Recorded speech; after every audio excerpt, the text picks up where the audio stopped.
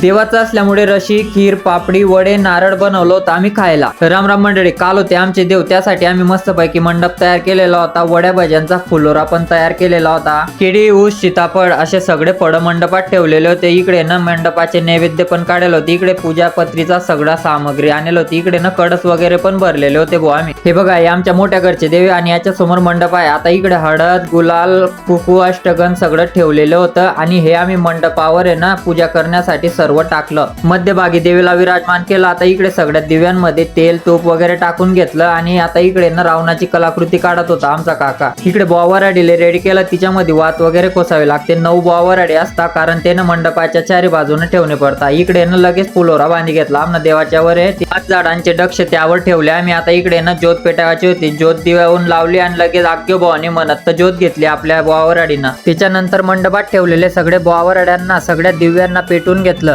आपल्या मंडपावरील पेटलेले दिवे किती भारी दिसताय, किती सुशोभित दिसताय. इकडे होम पण पेटवला. पूर्ण घरात धुरून गेला. त्याच्यानंतर आहे ना कुवारिका बसवलेली होती. कुवारिकेचं पूजन वगैरे करून आहे ना तिच्या हातामध्ये टिकल्या, बांगड्या, नपालीस वगैरे असं दिलं जातं. सगळ्यात पहिले कुवारिकेला जेवण खाऊ घालावं लागतं. त्याच्यानंतर आहे ना बाकी सर्व मंडळी बसते. मग त्यानंतर मग आम्ही पण बसले भाऊ. नाचा मेनू तर तुम्हाला सांगितलं आम्ही ना. पापड्या, खीर मध्ये तूप, दूध टाकेल, रशे, वडे, भजे. आपला हा दसऱ्याचा देव होता, परंतु काही कारणास्तव तो कॅन्सल झाला होता, तर काल होता.